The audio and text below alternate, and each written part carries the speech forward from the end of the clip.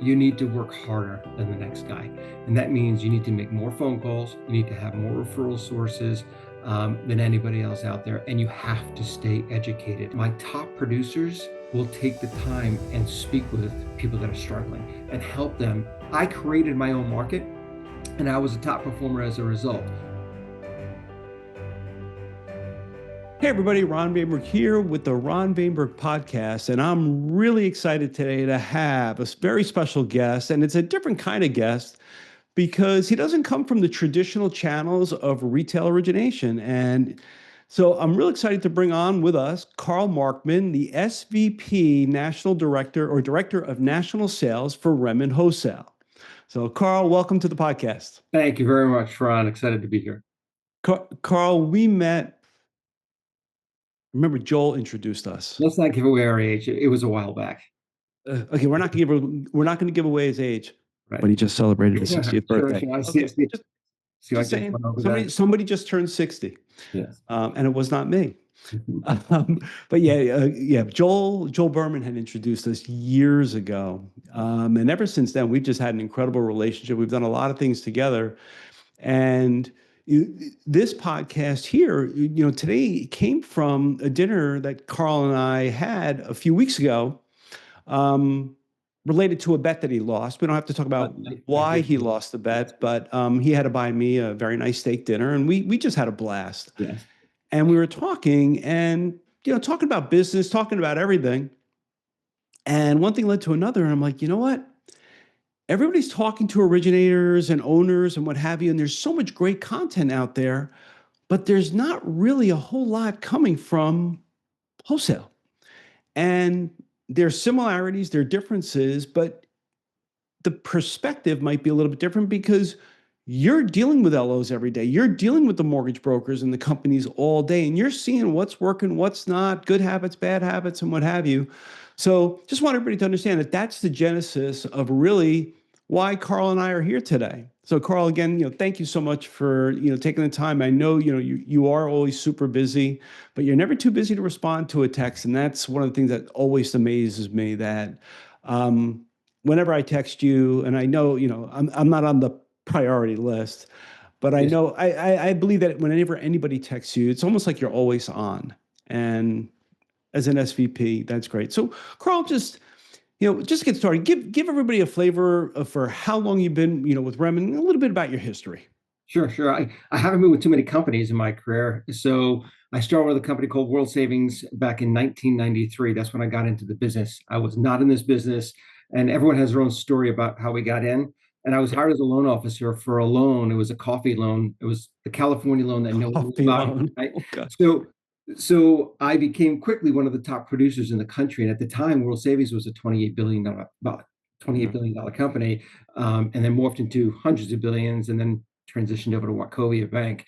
So I started out as a loan officer, and I remember David Stevens sat me down after about a year with the company and being top producer and all, and he said, "Carl, I'm going to put you into management." And I fought him. I just fought him.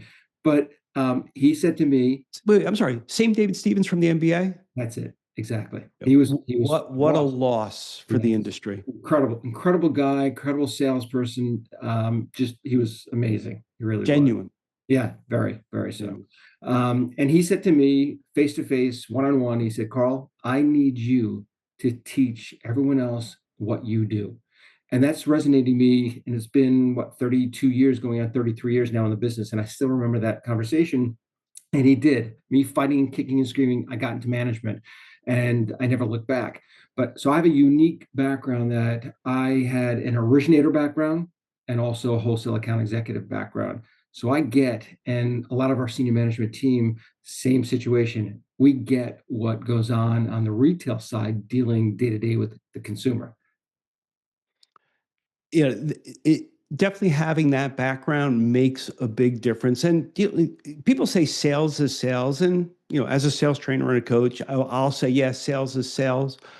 But you still have to know how to make it real for whoever your audience is. And you having, the ability, first of all, having retail experience, and then also now wholesale, you're really seeing both sides of it. And that really can make a difference. So as far as the market, we continue, although right now we're recording this in beginning of September 25, and I'm giving the date because, it might be a few weeks before someone sees this. And we've had a year in which, rate predictions and everything we thought was going to happen didn't happen. And now here we are again coming into the fall, and the talk is rates hopefully we're going to go down. There's a lot of speculation on how much, and there's also a growing group as of late, not to scare anybody, but a growing group as of late, that there is a fear of when the Fed does make a change. People always says it's baked in, but there's a fear that mortgage rates might actually do what they did last year and go up. Oh, So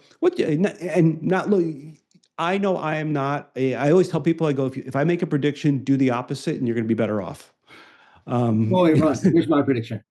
I know for a fact it's 100%, mark my words, rates will go down. I have no idea when.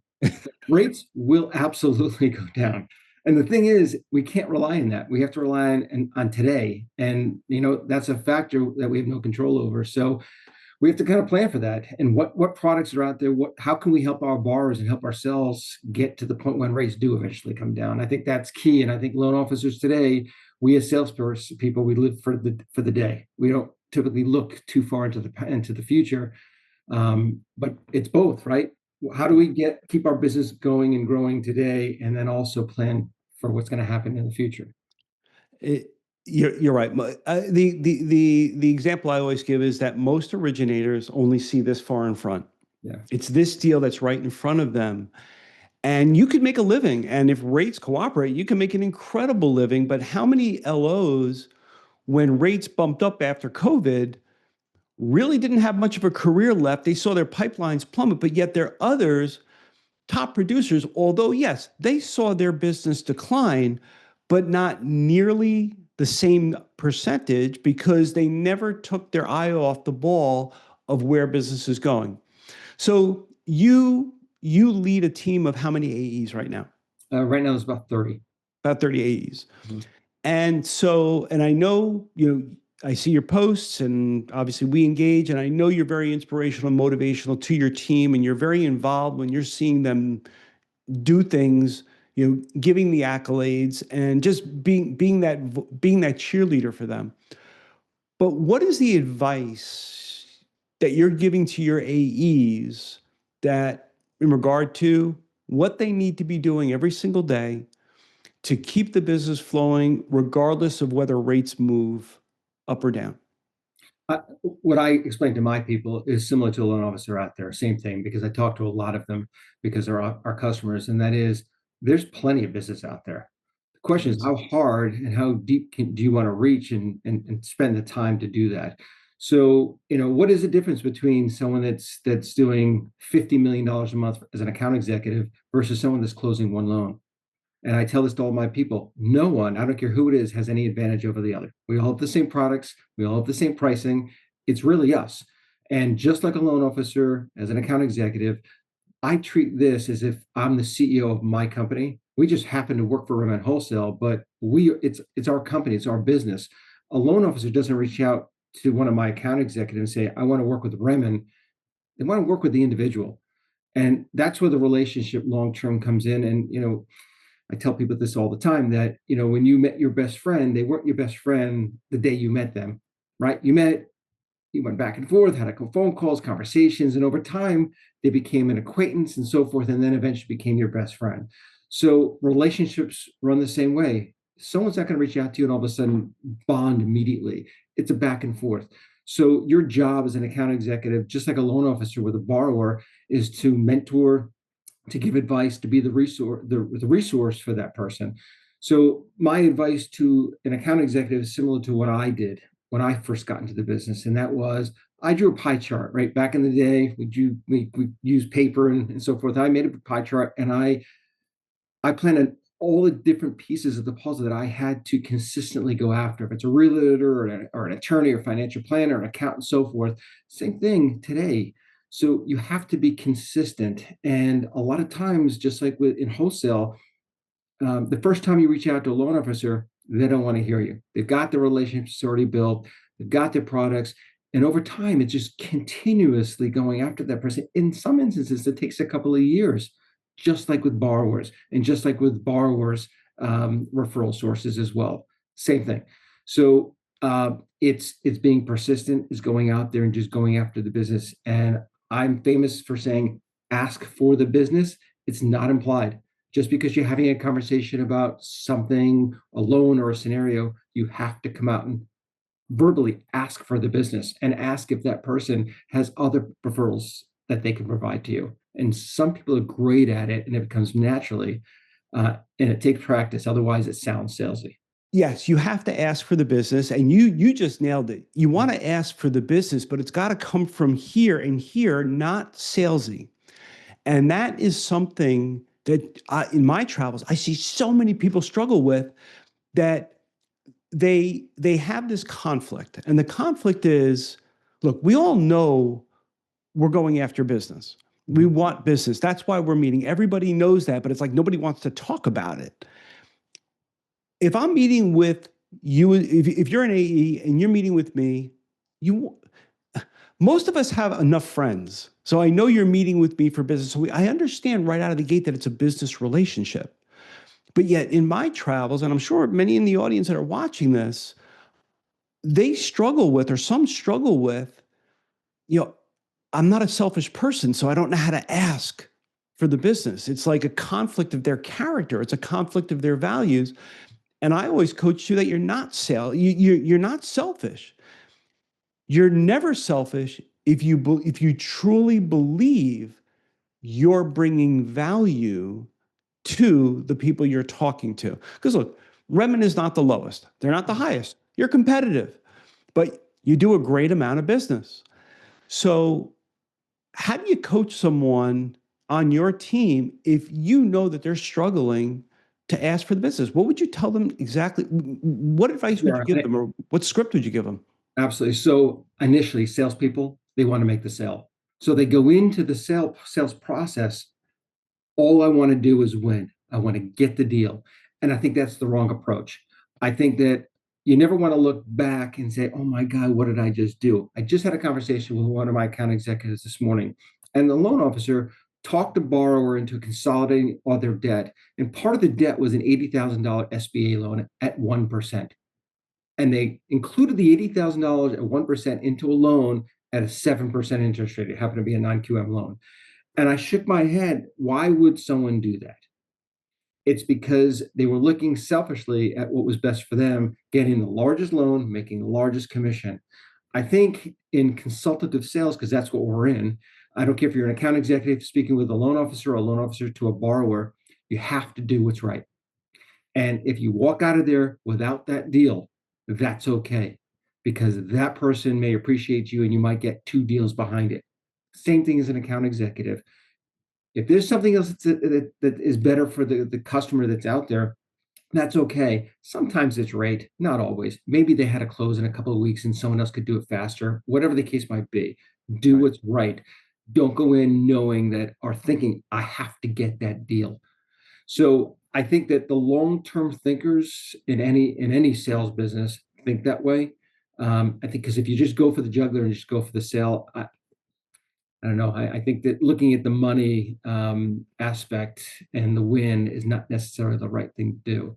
So right now, you as a loan officer or an account executive might think, you know what? I would never take a HELOC out, or I would never take a non-QM loan out because I'm so used to traditional financing. Just because something isn't right for you, there's products that are right for other people. So you have to be open-minded. And I'll give you an example. I talked to a loan officer the other day, and they were so fixated on the fact I had to get the lowest rate on a HELOC for one of their borrowers. Had to do it. And that meant referring that borrower out to a credit union that had whatever interest rate it was. And after about 4 or 5 weeks, still didn't close, still going back and forth. And the borrower came back to the gentleman and said, well, can you help me out? And they came through us. We closed the loan in a matter of a couple of days. It was a higher interest rate, but the borrower needed the money. So to go backwards, if that loan officer really got into finding out really what the needs of the borrower was, they probably wouldn't have referred them out because that could have actually referred that long-term customer out when it comes time for a cash out refinance, when rates do eventually come down. May have lost the borrower, lost their right, their commission, and didn't do the right thing by the borrower. In this case, they kept the borrower short term and long term. And I remember probably maybe it must be a year ago when we worked together and I did the presentation for you guys when you're rolling out your HELOCs. Or no, your HELOCs had been out, but you were taking it. And because I really didn't know much about it, and I will not promote or do a presentation, and you know this, Yes. unless I really, first of all, I got to believe in what I'm talking about. And second of all, I got to understand it. So it took us a little while for me to put that together and make sure that I would deliver the right message. And it was a message that I believed in. But I remember the conversation or a question that I had asked you and Richard when we were doing the call. And I said, okay, it's an elevated rate. I don't use high rates. Rates are not high, they're elevated. And all it means is they're elevated from where they were. So there's a quick tip for everybody. If anybody ever uses the word, rates are so high, just say, I agree with you that they are elevated from where they were. Change the word. Elevated changes the feeling that the person is experiencing about interest rates. Okay. We often use words that are not conducive to making a sale. Okay, let me get back on. I don't want to do a sales training. Thank you for that. I actually just learned something from you. Thank you. You're welcome. I'm going to send you a bill. Yeah. And you'll send me the bill back for the podcast. Same thing. Well, we're going to call it a push. I'll lose the next bet anyway, but that's okay. You'll probably, well, yeah, you are kind of consistent. I almost wanted to make you a bet again, but I figured I'm like, this is really just kind of like not fair. Okay. But like part of me was saying, I go, do I want to make another bet? I'm probably going to win. I feel a little bit guilty, but I'm like, if you're crazy enough or dumb enough to make that bet with me again, I go, don't I deserve it? I don't know. I think it's somewhat selfish of you to actually have the same bet for the same topic all the time that you're going to win. So I think you should change it up a little bit. Something that might be okay. That's fair. That's a negotiate. Now we're negotiating. Yes. So we were just talking about. Oh my God, I just lost my train of thought. In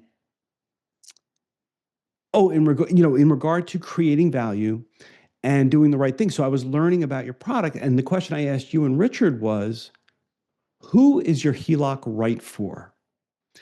And you guys were very specific. And again, please, everybody watching, this is not a commercial for Remn. This is just about understanding. I go, who is your product right for? And you said it's right for people who either cannot qualify for a traditional HELOC, or they might need more money than a regular bank might lend, or they need the money fast. And you were very clear on those three things, that this is who the program is for. And for that, the customer pays an elevated rate over what they could get at a bank. So the lesson that you just gave everybody was, if somebody's looking for a mortgage or a HELOC or any program, don't just focus on the rate, focus on understanding what are their real needs. Exactly. And timing is a very, very big factor depending upon the situation. In many situations, real quick story, I had a borrower many years ago when I was originating, and he was turned down. I'm not going to say the name of the bank, but a bank that everybody would know. He was turned down. It was when I owned my own mortgage brokerage. He was turned down, and he came to me, and I said, well, I can do this. The loan was turned down for I understood why the bank turned it down, but it really wasn't a big deal. I go, I can get this done, not a problem. He goes, well, what's your rate? And I think my rate was like 0.25%. He goes, well, but the other bank was giving me this rate. I go, but they already turned you down. Yeah. He goes, yeah, but they were giving me that rate. I go, well, then you need to go back to them. He goes, but they won't give me a loan. I go, so finally, this went on, no joke, for 5 minutes. And finally I said, this is what I can offer you. If you want to go back to your bank and see if they can go and do your loan again and go through that whole process, I'd recommend doing that. But if you want me to do this and you want to close in 2 weeks, this is the rate. And it was only 0.25% higher. And I don't even know if it was related to market movement. Yeah. And I was just like, I knew I was helping him accomplish his goals. Mm-hmm. And I wasn't killing him. I was just charging a fair price for my services. Mm-hmm. So it's understanding what people's real needs are. Don't take advantage of the need. Just provide the value. Would you agree with that? Absolutely. 100%. What other advice would you give, to our audience? Or better yet, what are you hearing? What are the things you hear over and over from originators? Because you're talking to so many of them, so many of your clients. What are you hearing, their biggest frustrations, their challenges and complaints, and what kind of direction or advice do you give them? First of all, with borrowers, the borrowers, you know what? If I don't give them the best rate, I need to go find the best rate. Otherwise, I'm going to lose a deal because there's so many LOs out there that are just quoting ridiculously low rates. And I would say to that person, it's you need to build stronger relationships because it isn't only about the lowest rate. If it was only about the lowest rate, there'd be one or two lenders out there, and everyone else would be out of business. So there's needs for everything, if it's product or and so forth. The other biggest complaint that I hear from account executives and loan officers is the fact that it's never my fault. It's always my company's fault because we don't have the lowest rates or I don't have the right products or my manager never doesn't help me. It's always someone else's fault. And they tend to move from place to place to place. And as an employer, I look at people that move from place to place to place, and it's a negative. And I always ask the people that why, and it's always someone else's or another company's fault. Always. Sometimes we have to look within because I don't care if my company has one product and it's really not a product. I told you when I first got in the business, we offered a coffee loan, right?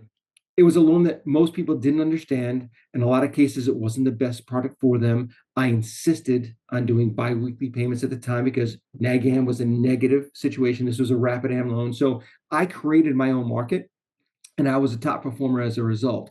So you have to figure it out.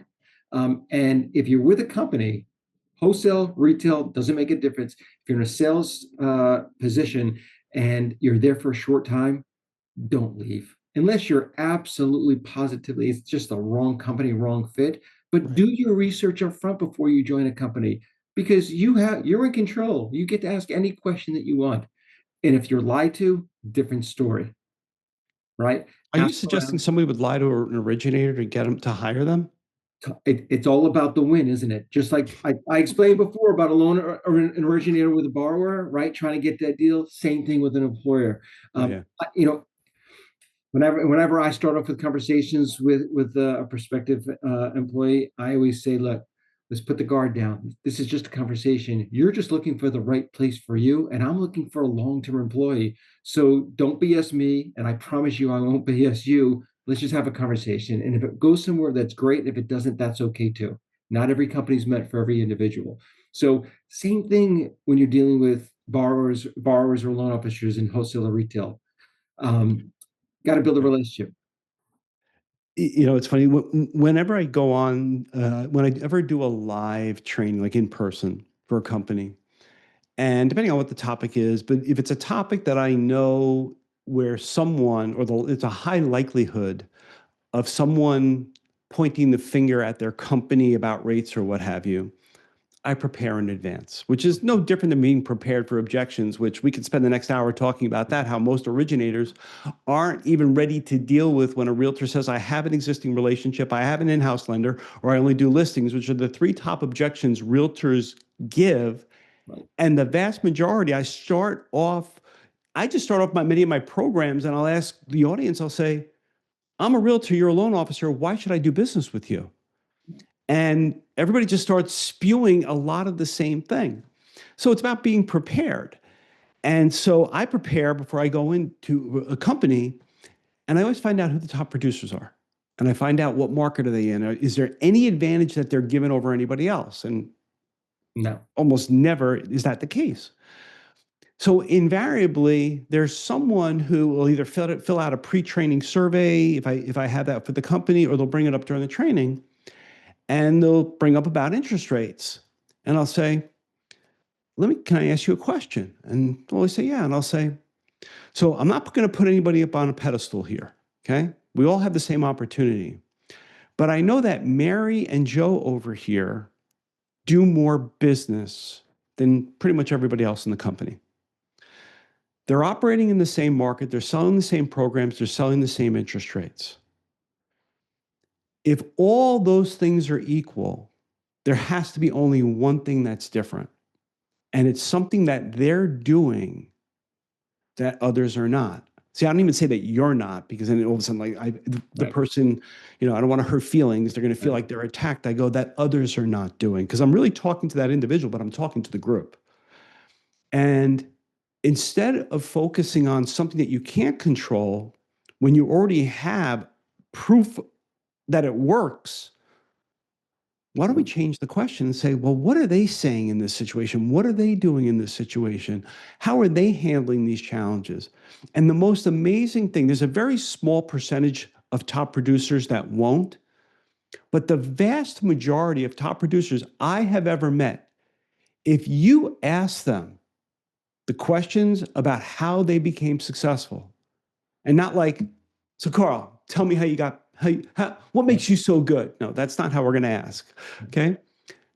Where you really ask them, can I pick your brain for 10 minutes to understand how you got from where I am to where you are? You're going to be amazed that almost everyone will give you their formula. They'll give you their roadmap, because they're not coming from a place of fear. They're coming from a place of strength, and that they want to empower other people to be great, because they don't believe that there's scarcity in the business. And that would be my next question is, I'm sure you run into part of the having the lowest rate is a scarcity mentality. But where else do you see the scarcity mentality show up and work to the detriment of either an AE or an originator? Think it's confidence, and I think it's fear of kind of losing and not being able to build a relationship to move forward. It's funny you just talked, and I think that just brought something up to me that the tenure with my company with Remn is incredible. There's people here. I've been here for 16 years. There's people here longer than me in sales, which is unheard of, and it's Yeah. such a cohesive group that my top producers will take the time and speak with people that are struggling and help them, just like you said, right? They're proud of how they have been so successful. They want others to be successful alongside with them. So they have competition as well.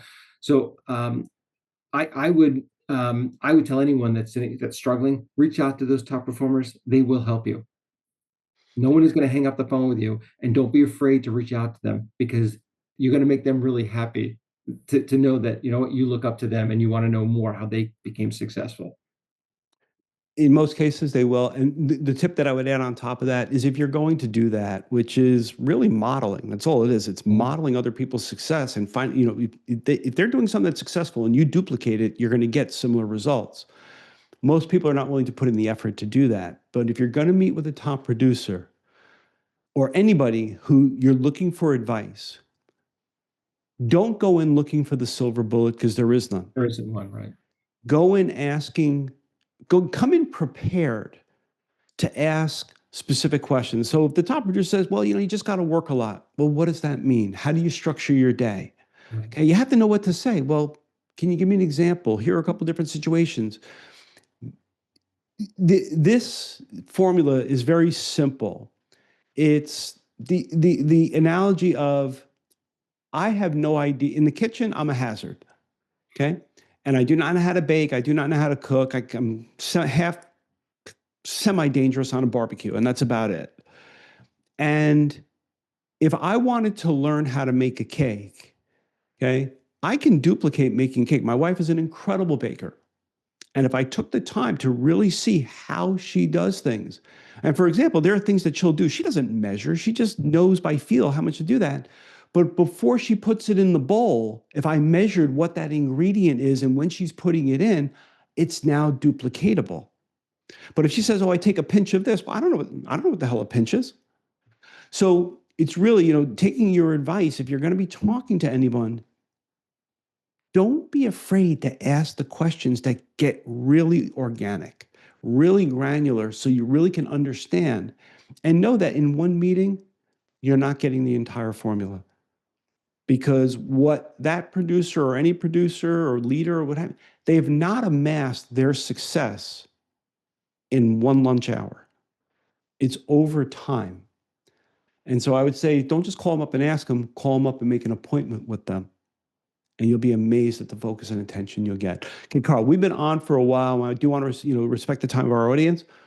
So leaving here, okay, looking at where the market is, where it may go, knowing what you know about your success, knowing about what you see successful people doing, what would be that final piece of advice that you would give the audience to move them My forward piece of to? advice is this, and this is going to sound too general, but you need to work harder than the next guy. And that means you need to make more phone calls. You need to have more referral sources than anybody else out there. And you have to stay educated. If you don't know the different products that are out there, learn them. Okay. And it's just working hard. If you're working 8 hours a day, work 10. Sometimes that last call, you want to end your day. It's a Friday, it's 5 o'clock at night. If you just make that one or two more phone calls, you know what? You might end up with a nice big deal. So work harder than the next guy. And sometimes working harder and building those relationships mean more than having the answer right at your hand on a particular product that you can go find, right? You go online, go on someone's website, but it's getting in front of as many people as possible because there is business out there. There's always business out there. And I love the advice. I agree with the advice. A lot of people don't want to hear work harder. And we all know the cliche, work harder, work smarter, not harder. But a lot of people don't even understand what smarter is. And we're not even going to get into the whole AI thing. AI is a tool to help you. It is not a tool to replace you. Even the creators of it say AI is not going to replace you. It's going to replace the people who don't adopt it. It's going to replace the people who don't know or spend the time to utilize it.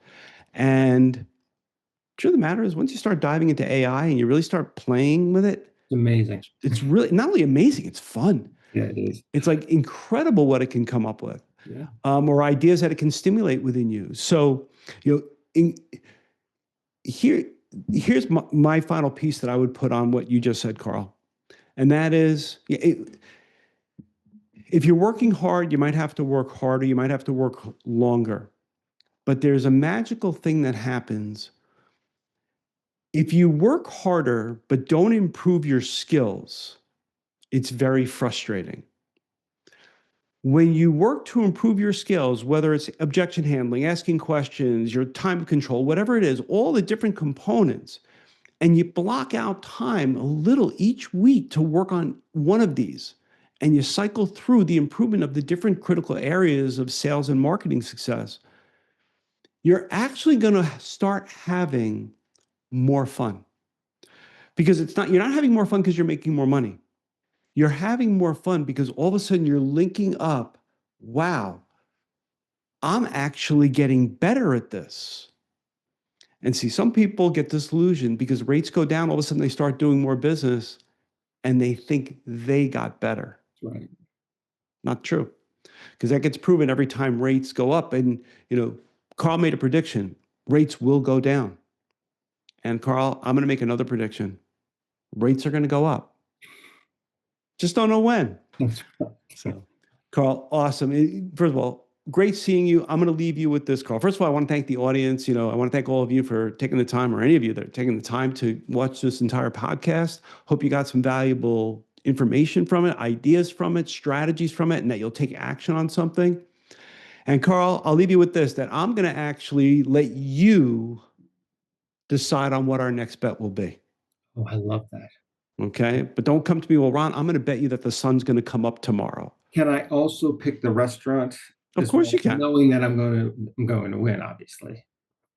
I picked this one. We had a great dinner at the Capitol Grill. Okay. So Okay. you can pick it. We're close enough that we can make it happen. But I'm going to put that in your hands to decide on what a fair bet is. Don't stack the deck. And I'm going to let the audience know the next time we do a podcast. Okay. I got it. Okay. Yeah. So I'm trusting you to have your moral values in check and not just think about winning. Well, I already won in my own mind, but we'll see. Carl, thank you so much for doing this with me today, and I'm sure the audience is getting a lot out of it. And until the next time, we just keep going. Thanks a lot. Thanks, everybody. Thanks, Carl.